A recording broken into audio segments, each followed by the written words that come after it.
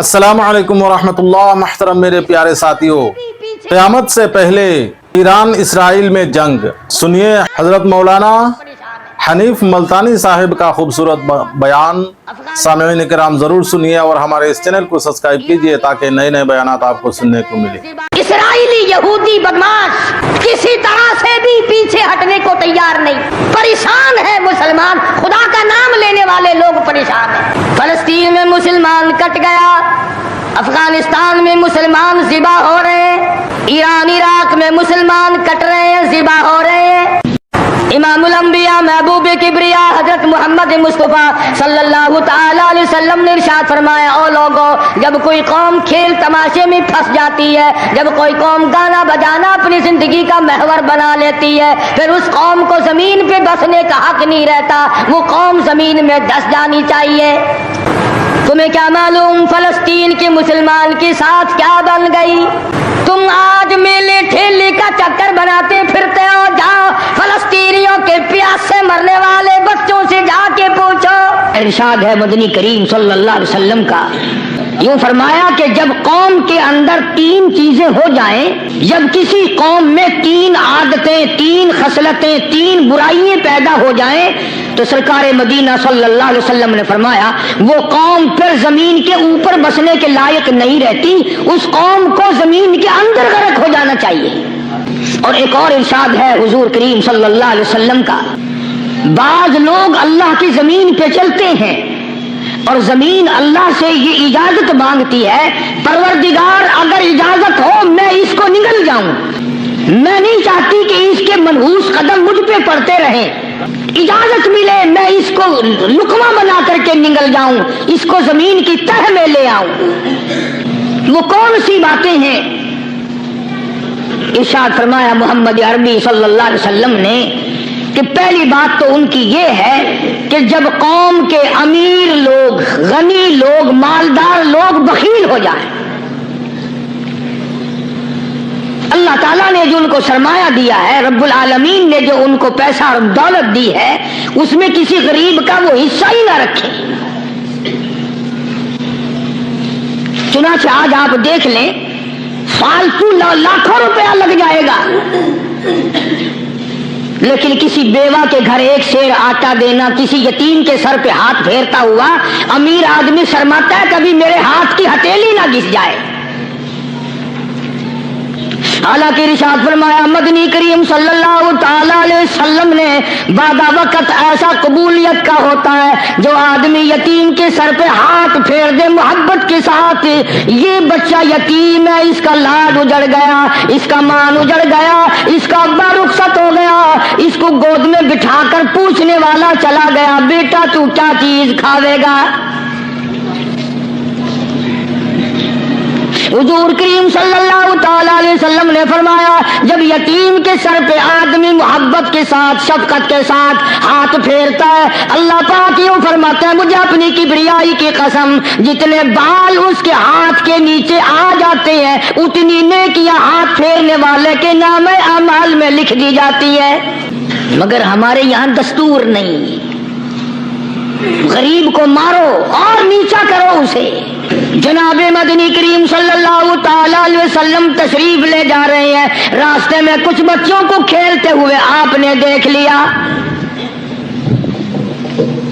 बड़े खुशी से छलांगे लगा रहे हैं, बच्चे खेल रहे हैं, एक बच्चा दीवार के साथ बिल्कुल मूंछा गमज़दा परेशान खड़ा है।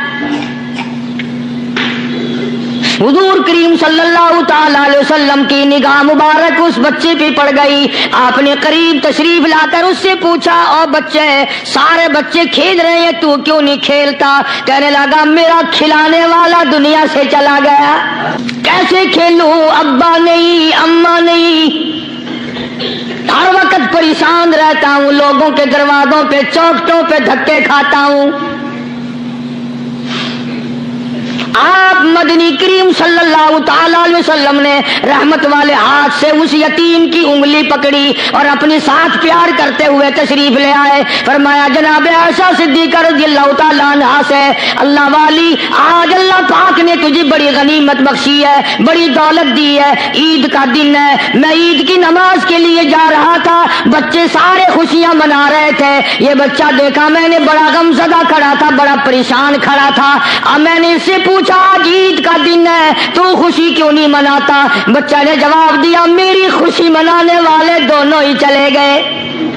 آج اللہ نے یہ موقع بخشا ہے, اسے نہلا دھلا, اس کو نئے کپڑے پہنا.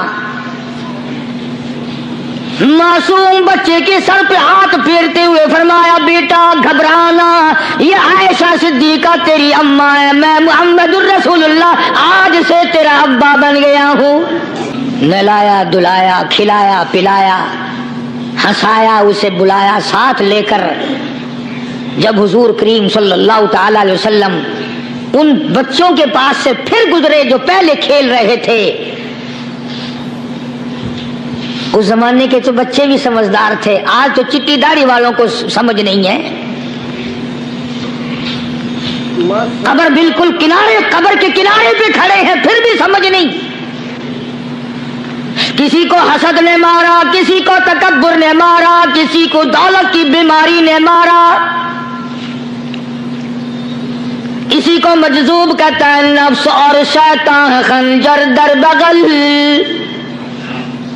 کوئی آدمی اپنے بارے میں اطمینان نہ کرے کہ میرا معاملہ ٹھیک ہو گیا, نہ جانے آخری وقت میں کیا بن جائے گی.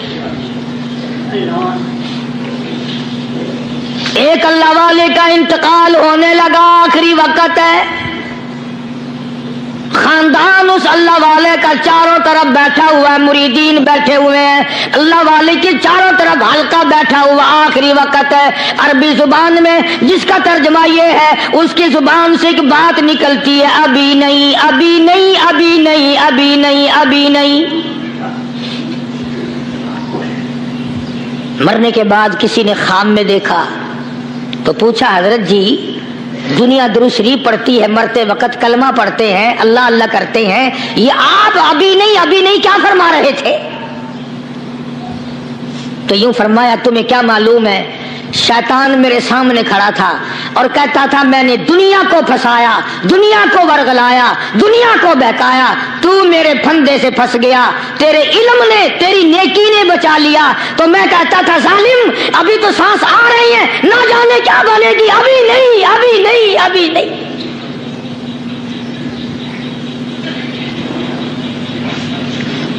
اسی کو مجذوب کہتا ہے کیا معلوم کیا بن جائے گا, کس حال میں دم نکلے گا, رات کو کیا ہو جائے گا, دن کو کیا بن جائے گا. فرمایا نفس اور شیطان ہے خنجر در بغل, نفس اور شیطان ہے خنجر در بغل, وار ہونے کو ہے اے غافل سنبھل. آیا دشمن کا وار. 4 نمازیں پڑھی, باقی ساری دنیا کافر نظر آنے لگ جاتی ہے. میں نمازی ہوں, یہ سارے بے ایمان پھرتے. شیطان پیدا کرتا ہے یہ چیزیں. اگر اللہ نام پہ تھوڑی سی کبھی خیرات کر دی تو بہانے لوگوں کے سامنے ذکر ہو رہا ہے, آج کل تو ہمارے کاروبار نہیں, ورنہ انشاءاللہ فلاں مسجد جو ہے نا یہ ہم نے بنائی تھی. بہانے بتانا. اسی لیے مجذوب کہتا ہے گھبرایا نہ کر اور اپنے آپ کو اطمینان نہ دلایا کر. کہتا نفس اور شیطان ہے خنجر در بغل, وار ہونے کو ہے اے غافل سنبھل. چلا شیطان کا خنجر, چلا شیطان کا خنجر, لگایا اس نے دو, لگایا اس نے دو. لوگوں کا خیال یہ ہے کہ شیطان صرف وہ, شیطان کے بہکائی میں وہ آدمی آتا ہے جو کسی کو قتل کر دے. لوگوں کے نزدیک صرف زنا کرنا گناہ ہے, قتل کرنا گناہ ہے, چوری کرنا گناہ ہے, ڈاکہ مارنا گناہ ہے, اور چوتھی چیز گناہ ہی کوئی نہیں. حضرت عثمان غنی ذی النورین رضی اللہ تعالی عنہ کی مبارک مجلس ہے, صحابہ کرام کا دور ہے, نبی کا دوہرا داماد, مجلس ہے عثمان ذی النورین کی. ایک آدمی مجلس میں آ کے بیٹھا, حضرت عثمان کی مجلس میں ایک آدمی آ کے بیٹھا تو حضرت عثمان فرماتے ہیں, توجہ, حضرت عثمان فرماتے ہیں, یوں نہیں فرمایا کہ تو نے ایسا کیا ہے, اسے ذلیل نہیں کیا, بلکہ یوں فرمایا لوگوں کو شرم نہیں آتی, لوگ آنکھ کا زنا کر کے میری مجلس میں آ کے بیٹھتے ہیں, لوگ آنکھ کا گناہ کر کے میری مجلس میں آ کے بیٹھتے ہیں. تو دور تھا نا صحابہ کرام کا, فوراً چوٹ کی کسی نے کہ نبی کے بعد وحی آنی شروع ہو گئی. یعنی آپ کو کیسے پتا چل گیا کہ کوئی آدمی غلط نگاہ ڈال کے آیا؟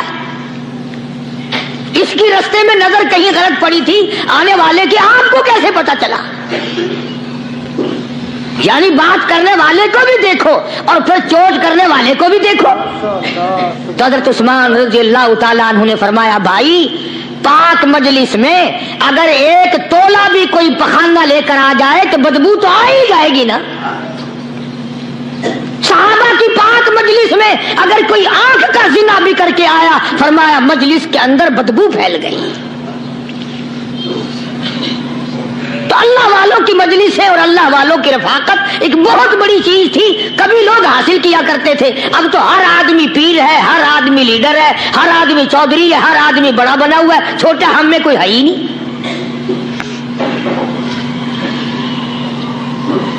اور ان ولیوں کی بھی الگ الگ بیچاروں کی رمزیں ہوتی ہیں. علماء کرام نے لکھا ہے, حضرت خواجہ باقی باللہ رحمت اللہ علیہ دلی میں مزار ہے, بہت بڑے بزرگ گزرے ہیں. دیکھو میں ذکر خیر کر رہا ہوں نا, کئی لوگ تمہیں نکلتے ہوئے ٹانگے والے, گھوڑے والے, رکشے والے کہتے ہیں قاری علی ولیوں کو نہیں مانتا. میں یہ ذکر خیر ولیوں ہی کا تو کر رہا ہوں. بات صرف اتنی ہے, تمہیں اچھی لگے یہ بری لگے, میں ننگوں کو نہیں مانتا. میرے نزدیک ولی وہ ہے جس کی رگ رس سے, نس نس سے, خون کے قطرے قطرے سے, ہر ادا سے, ہر سنت سے, ہر طریقے سے محمد عربی صلی اللہ علیہ وسلم کی سنت زندہ ہوتا ہو. میں اس کو ولی نہیں مانتا جو کپڑوں سے ننگا پھرتا ہو. خواجہ باقی باللہ رحمت اللہ علیہ کو بٹیارے نے دیکھا, ایک تباہی تندور والا. حضرت خواجہ صاحب کو دیکھا کہ جامع مسجد دلی کے پیڑیوں پہ, سیڑھی پہ کبھی چڑھتے ہیں کبھی اترتے ہیں, کبھی چڑھتے ہیں کبھی اترتے ہیں, پریشانی کا عالم. تو تباہی تو ضرور تھا, بٹیارہ تو تھا, مگر تھا تو دلی کا. وہ سمجھ گیا کہ حضرت کو کوئی پریشانی ہے, پہنچا اور جا کے کہنے لگا, حضرت کیا بات ہے, آج رات کافی گزر گئی ہے, آرام فرماؤ, کبھی چڑھتے ہو کبھی اترتے ہو, پریشانی کیا پریشانی ہے؟ فرمایا 4 مہمان ہیں, کھانا کھلانا ہے, میرے پلے کچھ نہیں.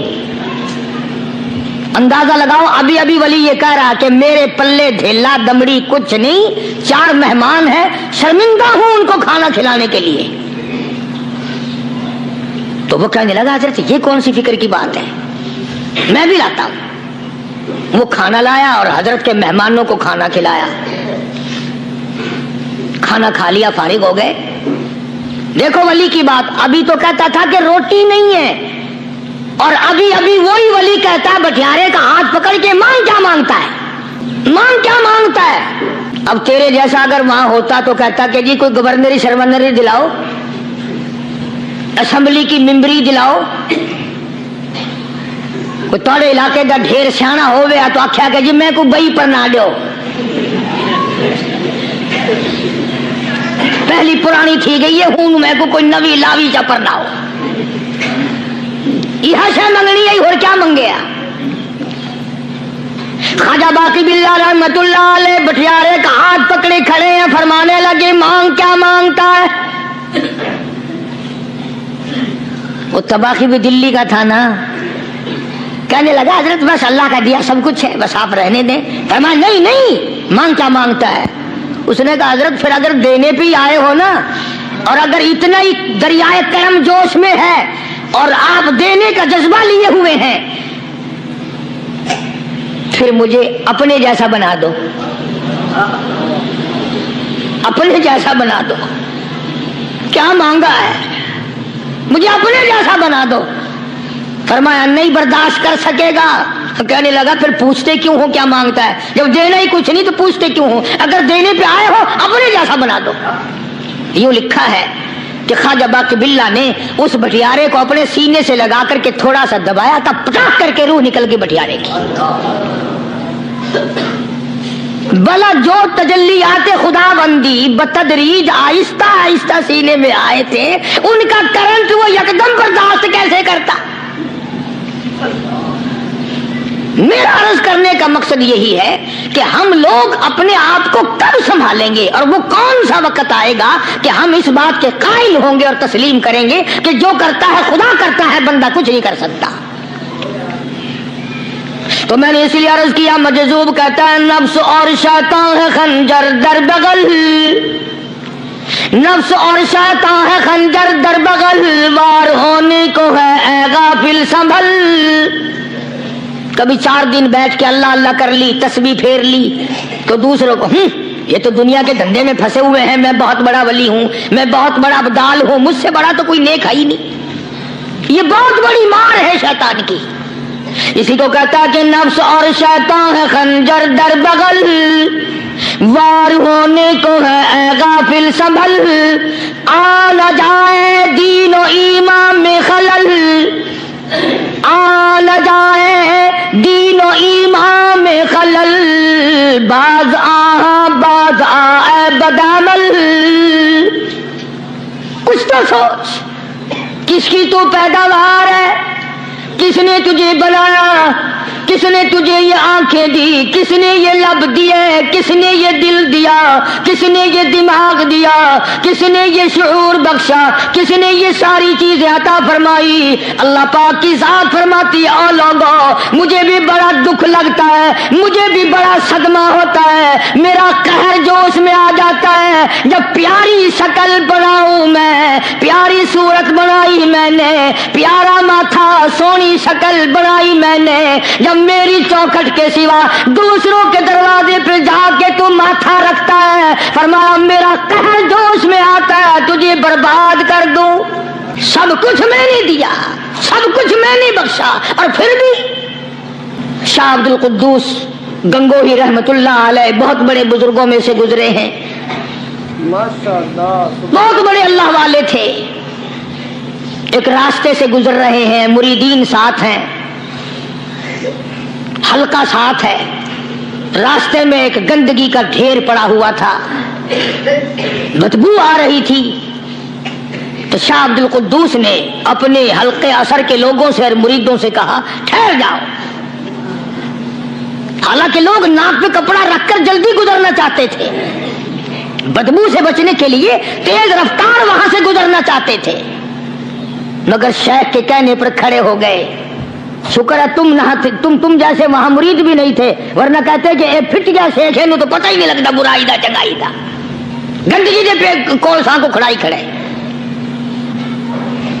شاہ عبد القدوس رحمت اللہ علیہ گنگوئی رحمت اللہ علیہ نے فرمایا او لوگو، یہ گندگی، یہ پخانہ، یہ افولت والی چیز تمہیں ایک سبق دے رہی ہے۔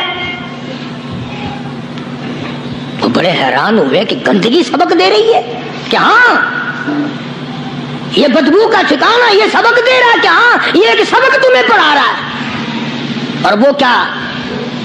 شیخ فرمانے لگے یہ گندگی تم سے کہتی ہے او لوگوں، کل سے پہلے میں مٹھائی کی صورت میں حلوائی کی تھال میں رکھا ہوا تھا، جو دیکھتا تھا اس کے منہ میں پانی آ جاتا تھا، حلوے کی صورت میں تھا، جلیبی کی صورت میں تھا، امرتی کی صورت میں تھا، اور اے گندگی کا ڈھیر لوگوں تم سے یہ کہتا ہے کل میں فروٹ والے کی ٹوکری میں رکھا ہوا تھا، اناج کی شکل میں تھا، غلے کی شکل میں تھا، پھل کی شکل میں تھا، فروٹ کی شکل میں تھا، مٹھائی کی صورت میں تھا، جو مجھے دیکھتا تھا اس کو میں پیارا لگتا تھا، میری چاہت معلوم ہوتی تھی، میری ضرورت معلوم ہوتی تھی، جو دیکھتا تھا منہ میں پانی آ جاتا تھا۔ او انسان، ایک رات تیرے پیٹ میں جانے کا اتفاق ہوا، او انسان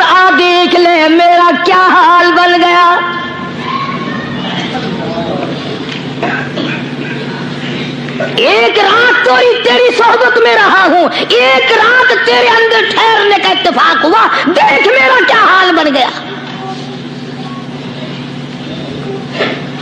ہر شخص مجھ سے نفرت کرتا ہے, مجھ سے بدبو کی وجہ سے نفرت کرتا ہے, ناک پہ کپڑا رکھتا ہے, میرا کیا حال بن گیا. اور بندے تجھے 40, 50, 60 سال گزر گئے, تو نے اپنے اندر خوشبو پیدا کرنے کی کوشش نہ کی, تیرا کیا حال بنے گا. سارے لوگ حیران ہوئے کہ شیخ نے کیا بات فرمائی. حضرت شبلی رحمت اللہ علیہ بہت بڑے بزرگان دین میں سے گزرے ہیں, اپنے ساتھیوں مریدوں کے ساتھ چل رہے ہیں, چلتے چلتے کہ جیل خانے کے آگے سے گزرے. وہاں کسی ڈاکو کی لاش لٹکی ہوئی تھی, ایسی لاش کہ جس کے دونوں پیر نہیں, دونوں ہاتھ نہیں, گردن نہیں, ایسی لاش لٹکی ہوئی ہے, اس کے دونوں پیر بھی نہیں, دونوں ہاتھ بھی نہیں, سر بھی نہیں.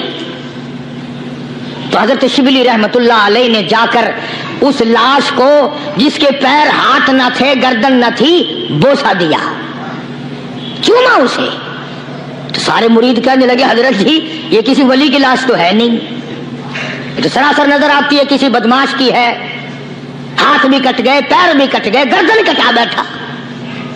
تو حضرت شبلی رحمت اللہ علیہ فرمانے لگے کہ میں نے اس کو بوسا اس لیے دیا کہ اس نے مجھے ایک سبق دیا ہے, اس لاش نے مجھے ایک سبق دیا, اور وہ یہ کہ وہ اسلام کا زمانہ تھا کہ اس نے ایک دفعہ چوری کی, ایک ہاتھ کٹ گیا, پھر چوری کی, دوسرا ہاتھ کٹ گیا, پھر چوری کی, ایک پیر کٹ گیا, پھر چوری کی, دوسرا پیر کٹ گیا, پھر چوری کی, گردن کٹا دی. اس نے مجھے یہ سبق دیا, شبلی مجھے چوری سے پیار تھا, سارا کچھ کٹا بیٹھا مگر بات نہ آیا, تجھے تیرے رب سے پیار ہے, ٹیما بنوا لینا مگر چھوڑنا نہیں. آج ہم اپنی زندگی کا محور آخر کبھی تو چیک کریں. نوجوانوں, پڑھنے والوں, سوچو تو صحیح کہ ہماری سمت کدھر کو ہے, ہمارا رخ کدھر کو ہے, سوچ ہماری کیا ہے, رفتار ہماری کیا ہے, اور ہم جا کس طرف کو رہے ہیں. اسی کو مجذوب کہتا کہ قدم سوئے مرکز, نظر سوئے دنیا, قدم سوئے مرکز, نظر سوئے دنیا, کدھر جا رہے ہو, کدھر دیکھتے ہو. روزانہ قدم با قدم قبر کے قریب ہو رہے ہیں, قبر کے نزدیک آ رہے ہیں, ایک ایک قدم ہمارا آگے سے آگے, آگے سے آگے بڑھ رہا ہے, اور نظر ہماری اوپر اوپر چلی جا رہی ہے, اس سے بڑا بن جاؤں, اس سے بڑا بن جاؤں, اس سے بڑا بن جاؤں. حضرت شیخ عطار فرید الدین رحمت اللہ علیہ بہت بڑے بزرگان دین میں سے گزرے ہیں. اسی بات کو نقشہ کرتے ہوئے فرماتے ہیں کہ مرد راہ راہ بوریا قالین بود, مرد راہ راہ بوریا قالین بود, زاں کے خستش عاقبت بالین بود. اللہ والے کے لیے یہ چٹائی, یہ کھجور کی چٹائی قالین ہے, غلیچہ ہے, صوفہ سٹا ہے, یہی تخت شہنشاہی ہے. کیوں؟ اس لیے کہ آخر کار سرہانہ جو ہے وہ کچی مٹی کا بننا ہے. اور شیخ نے بڑی عجیب بات کہی آگے چل کر, کہتا ہے کہ خرقہ پشمینہ را بردوش کن, خرقہ پشمینہ را بردوش کن, شربت ادنا مرادی نوش کن. پرانی گدڑی, پرانا کپڑا جو ہے تو اس کو اپنے لیے غنیمت جان, نہ جانے نوا کپڑا آیا نہیں اور تیری زندگی کو فنا ہو جائے. یہی نظر تھی ان حضرات کی. جناب ابو بکر صدیق سب کا رضی اللہ تعالی عنہ خلیفہ بلا فصل ہیں, امیر المؤمنین ہیں, مدنی کریم صلی اللہ تعالی وسلم کے جانشین ہیں, حضور کے سسر ہیں. آخری وقت ہے جناب ابو بکر صدیق رضی اللہ تعالیٰ عنہ کا, بالکل آخری وقت ہے. چنانچہ حضرت عائشہ صدیقہ رضی اللہ تعالیٰ عنہ کے ہاتھ میں صدیق اکبر نے ایک کپڑا دیکھا, نیا, ایک نیا کپڑا دیکھا. تو فرمایا بیٹی عائشہ یہ کیا ہے؟ فرمانے لگی ابا میں نے کفن کا کپڑا منگوا لیا, نہ معلوم کس وقت ضرورت پیش آ جائے گی, نہ جانے کس وقت کام آ جائے گا. یعنی آپ کا وقت ہمیں قریب معلوم ہوتا ہے. جناب ابو بکر صدیق رضی اللہ تعالیٰ عنہ نے فرمایا عائشہ ہرگز اجازت نہیں، مجھے نیا کفن پہنانے کی کوئی ضرورت نہیں، مجھے نیا کفن دینے کی کوئی ضرورت نہیں، میری طرف سے قطعی تجھے اجازت نہیں۔ عرض کرنے لگے ابا جان اب تو میں نے منگوا لیا، اب تو میں نے خرید لیا، اسی ارادے سے خریدا ہے، اسی ارادے سے منگوایا ہے، آپ اجازت دے دیں۔ رونے لگے، فرمایا عائشہ ہوئی تو ام المومنین میں سے ہے، تو نبی پاک صلی اللہ علیہ وسلم کی گھر والی ہے، اور تیری جھولی میں قرآن اترتا تھا، تیری جھولی میں حضور کی وفات ہوئی ہے، تیرے حجرے میں وفات ہوئی ہے، تیری گود میں حضرت کی وفات ہوئی ہے، تو بتا کہ کالی کملی والے صلی اللہ علیہ وسلم کا لباس کیسا تھا؟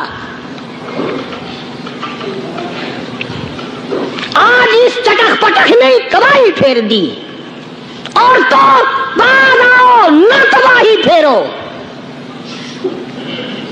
ہر روز نئے سوٹ، نئے سوٹ، نئے کپڑے، نئے کپڑے، نئے کپڑے، اور اگلے جہان کی تیاری قطعی نہیں۔ بڑی عجیب بات کہی کسی نے، کہتا منہ دیکھ لیا آئینے میں، شیشہ دیکھتی ہیں نا عورتیں، آج کل نوجوان عورتوں سے بھی زیادہ شیشہ بار بار دیکھتے ہیں۔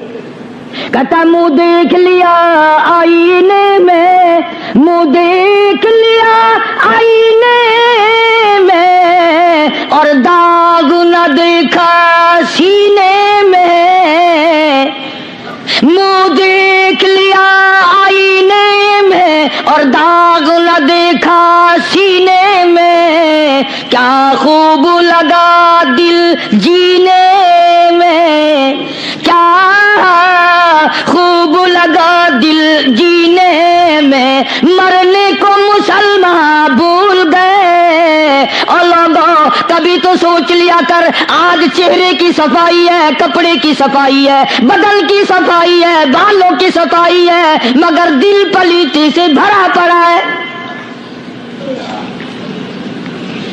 اس میں صفائی کب آئے گی؟ وہ کون سا وقت ہوگا کہ تیرا دل شرک سے پاک ہوگا، بدعت سے پاک ہوگا، محمد عربی صلی اللہ علیہ وسلم کی بغاوت سے تیرا دل پاک ہوگا، اور تجھے شرم نہ آئے گی یہ منہ لے کر آقا کے دربار میں تو شفاعت کے لیے جائے گا؟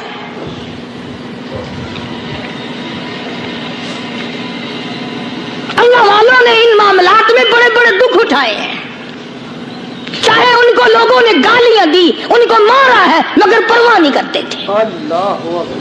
حضرت مولانا محمد قاسم صاحب نانوتوی رحمت اللہ تعالی علیہ بانی دارالعلوم دیوبند پڑھا رہے تھے حدیث پاک۔ سبحان اللہ، یہ ہمارے جتنے اللہ والے بزرگ، اللہ والے عالم گزرے ہیں، ساری عمر حدیث پاک پڑھائی، ان کی زبان مدنی کریم کا فرمان، سبحان اللہ، ساری رات سارا دن، کسی نے 50 برس، کسی نے 40 برس، کسی نے 60 برس، کسی نے 30 برس، رات دن قال قال رسول اللہ صلی اللہ علیہ وسلم، ہر وقت۔ تو مولانا نانوتوی کی کسی نے چگلی کری، انگریز گورنمنٹ تھی کہ اس نے تمہارے خلاف چھاونی بنائی ہے، یہ جو اس نے مدرسہ بنایا یہ تمہارے خلاف سازش ہے۔ مسلمان افسر تو یوں ہی دستخط کر دیتا ہے نا اندھا ہو کے، کبھی نہیں فائل پڑے گا کہ اس میں ہے کیا، چاہے خود اس افسر کی پھانسی پہ دستخط کروا لو۔ انگریز پھر ہوشیار تھا، انہوں نے کہا اچھا ہم انکوائری کریں گے۔ حضرت مولانا حدیث پاک پڑھا رہے تھے، طالب علم پڑھ رہے تھے، انگریز افسر آیا اور 3-4 گھنٹے مولانا قاسم نانوتوی رحمت اللہ علیہ کے سامنے بیٹھا رہا، اور بار بار چہرے کو دیکھتا رہا، جا کے رپورٹ دی کافر انگریز نے، کہنے لگا میں وہ چہرہ دیکھ کر آیا ہوں جو جھوٹ بولنے والا چہرہ نہیں، میں وہ چہرہ دیکھ کر آیا ہوں جو جھوٹ بولنے والا چہرہ اور منہ نہیں۔ دشمن اعتراف کرتا ہے، دشمن اقرار کرتا تھا علامہ انور شاہ کشمیری رحمت اللہ علیہ سہارنپور کے اسٹیشن پہ ریلوے اسٹیشن پہ ٹکٹ لینے کے لیے کھڑکی کے سامنے آئے اور ٹکٹ کلرک کو پیسے دیے، اس نے ٹکٹ دیا، حضرت کو ٹکٹ دے کر پچھلی طرف سے گیٹ ہوتا ہے دوڑ کر آیا اور آ کے کہنے لگا مولانا، ہندو تھا وہ، مولانا میں نے آپ کو ریل گاڑی کا ٹکٹ دے دیا، آپ مجھے جنت کا ٹکٹ دیں، کلمہ پڑھاؤ، مجھے کلمہ پڑھاؤ۔ حضرت شاہ صاحب نے پوچھا کہ بھائی تجھے کیا چیز نظر آئی؟ کہنے لگا جی دیر نہ کرو، جب کھڑکی میں سے آپ کی شکل نظر آئی نا، جو خدا اتنے حسین اتنی بہترین صورت بنا سکتا ہے وہ خود کتنا حسین ہوگا۔ میں ان اللہ والوں کا غلام ہوں جن کی شکلیں دیکھ کر کافر مسلمان بنتے تھے، اور جن کو تم شاہ صاحب کرتے پھرتے ہو، کبھی نظر جما کے ذرا چہرہ تو دیکھا کرو۔ سبحان اللہ، کوئی چیز انشاءاللہ نظر نہیں آئے گی۔ تو میں عرض کر رہا تھا کہ اللہ والے کبھی بھی غلط راستہ کسی کو نہیں دکھایا کرتے، اور وہ اندر کی بیماریوں کا علاج کرتے ہیں، اندر کی بیماریوں کا۔ سرتاج الاولیاء حضرت مولانا احمد علی صاحب لاہوری سب کہہ دو رحمت اللہ علیہ، اللہ اللہ اتنے جلیل القدر ولی تھے۔ علماء نے یوں لکھا ہے کہ پوری امت میں سے 2 آدمیوں کی قبر سے جنت کی خوشبو آئی، پوری امت میں سے، ایک امام بخاری اور ایک مولانا احمد علی لاہوری رحمہ اللہ، قبر کی مٹی سے جنت کی خوشبو۔ تو کیوں نہیں ہم ان لوگوں کی تابع داری کرتے، اور کیوں نہیں ہم اپنے حلقے اثر میں ایسے بزرگوں کا طریقہ کار لاتے جو ہمیں سیدھا منزل مقصود تک لے جائے۔ اسی کو کہتا ہے کہ مسلک سنت پہ اے سالک چلا جا بے دھڑک، مسلک سنت پہ اے سالک چلا جا بے دھڑک، جنت الفردوس کو سیدھی گئی ہے یہ سڑک۔ تو جناب ابو بکر صدیق رضی اللہ تعالی عنہ نے حضرت عائشہ سے بار بار فرمایا کہ نیا کفن ڈالنے کی مجھ پہ ہرگز اجازت نہیں۔ اور جب جناب رسول کریم سب کہہ دو صلی اللہ علیہ وسلم کے بارے میں حضرت صدیق اکبر رضی اللہ تعالیٰ عنہ نے جناب عائشہ صدیقہ رضی اللہ تعالیٰ عنہ سے پوچھا کہ حضور کا کیا لباس تھا اور حضور کے کیسے کپڑے تھے، تو حضرت عائشہ رونے لگی، اور جب بتایا تو حضرت عائشہ کو فرمایا بیٹی یہ نیا کفن جو تو نے منگا لیا ہے، اس کا کفن پہن کر قبر میں جانے سے کوئی فائدہ نہیں، وہاں نئے کپڑے کا لحاظ نہیں، وہاں خوبصورت کپڑے کا لحاظ نہیں، وہاں اچھے کپڑے کا لحاظ نہیں، وہاں تو اعمال دیکھے جائیں گے، وہاں تو اعمال کی ضرورت ہے، کپڑوں کو کوئی نہیں دیکھتا وہاں۔ جانشین پیغمبر فرماتے ہیں عائشہ یہ کپڑا سنبھال کر رکھ لے، مدینے کی کسی بیوہ کا دوپٹہ بن جائے گا، کوئی پردہ کر لے گی، مدینے کے کسی یتیم کا کرتا بن جائے گا، میں کل نیا کفن لے کر جاؤں مجھے کیا فائدہ ہوگا؟ دعا کر کہ میں اپنے محبوب حضور کریم صلی اللہ علیہ وسلم کے دربار میں جب جاؤں تو مجھے شرمندگی اٹھانی نہ پڑے۔ چنانچہ حضرت ابو بکر صدیق رضی اللہ تعالی عنہ کو وہ کفن نیا نہیں دیا گیا،